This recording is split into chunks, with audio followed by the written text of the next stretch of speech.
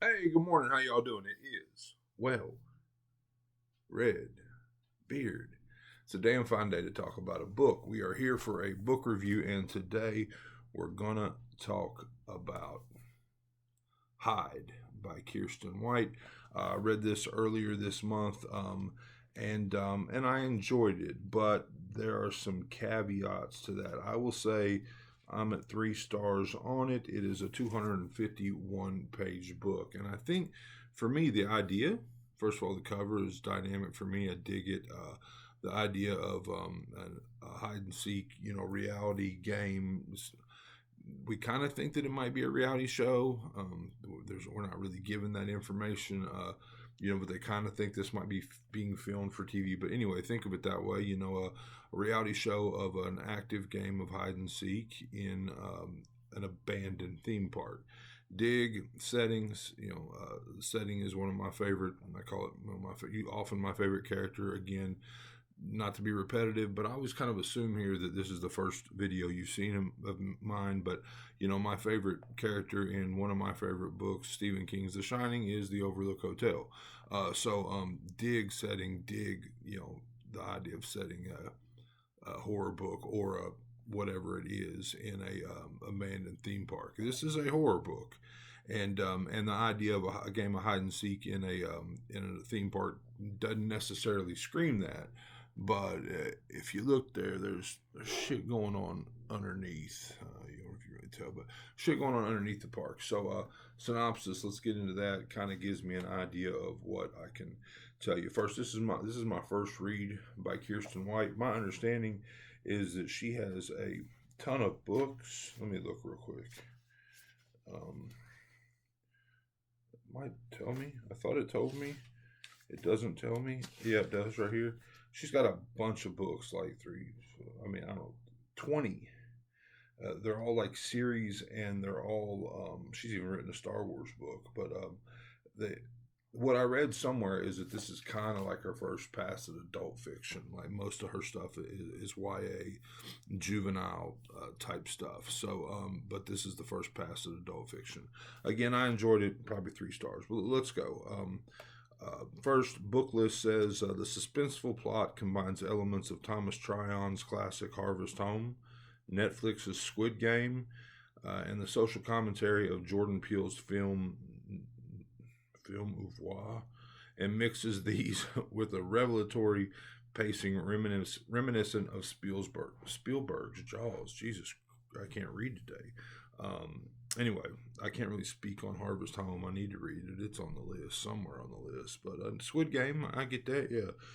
The challenge: spend a week hiding in an abandoned amusement park and don't get caught. The prize: enough money to change everything, even though everyone is desperate to win, to seize a dream future, or escape a haunting past. Mac is sure she can beat her competitors. All she has to do is hide, and she's an expert at that. It's the reason she's alive and her family isn't. But as the people around her begin disappearing one by one, Mac realizes that this competition is even more sinister than she'd imagined, and that together might be the only way to survive. 14 competitors, 7 days, everywhere to hide but nowhere to run.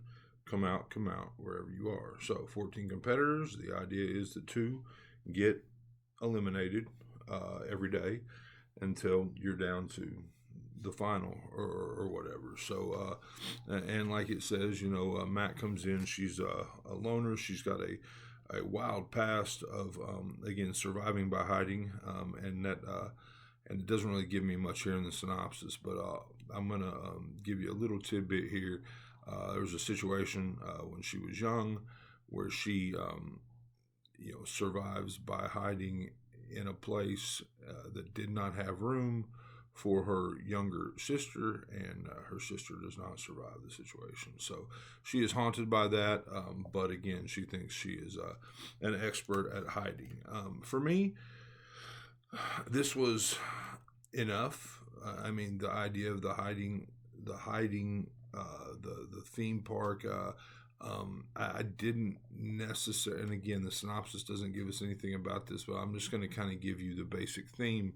I didn't really need it to go as dark and I don't want to call it cosmic, but as dark and as monstrous, let's say monstrous, as it goes. The idea behind this theme park is there is a group of families that have made a deal with an entity to provide success and wealth to their generations as long as they um, complete sacrifices. And it started within the family. Hey, each family's got to has to just choose a member, or maybe it's the weakest member. Maybe somebody has a sickly kid, things like that. And they end up, but now over time, the families are so widely expanded and so widely interspersed, I guess, that that they can go out and get distant relatives and invite them.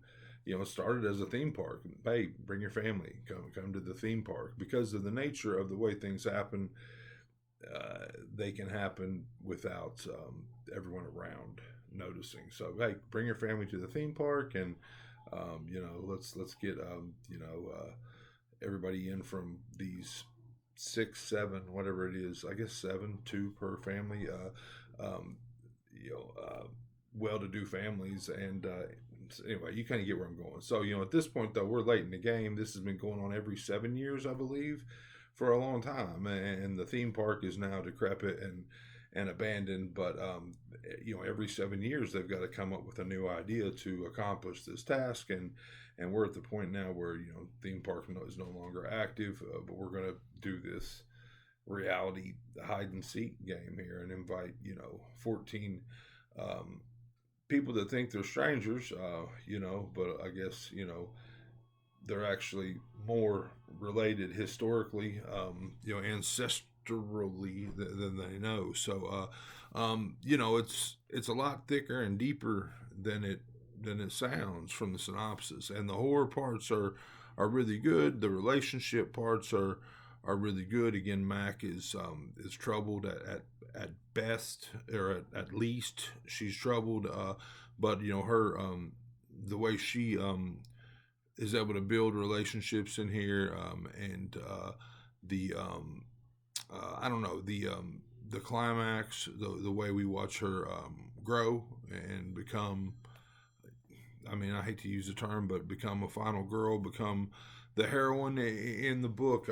It's pretty cool, and I dug the ending. I dug the way things climaxed and things wrapped up. So all in all, there were some repetitive parts in here. Like, it talks about the way the park is built to like corral almost. Let me see here. And so I'm on page 233 here, and again, the book is 251 pages, and everywhere paths in the park wind around and away, intended to corral the monster's prey, to make it easier on the monster, easier on the prey, easier than fighting and running and hoping. Like, we had said that 14 times at this point. We had talked about how the park was built to corral. Another thing, I love maps at the front of a book. Think Lord of the Rings.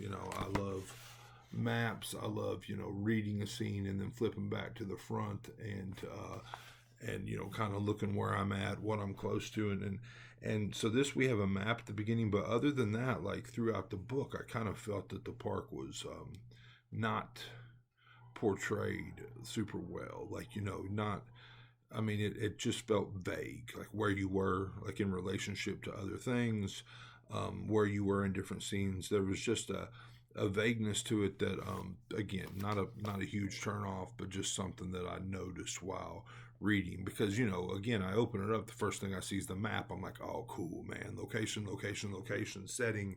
This is going to play out in a way that I can flip back and kind of see, oh, yeah. And this cool thing's going to happen here and this cool thing's going to happen there, and it just didn't feel that. Like the location parts felt really vague. So anyway, I'm at 3 stars. Hyde, Kiersten White, dug it. I don't know that I'll go back and get more of her like YA stuff. I probably would grab a new adult book that if I see it hit the shelf. So well read, Beard. Hope you enjoyed it, and I hope you're enjoying all your books, all of them, as much as I am. If not, you're reading the wrong damn books.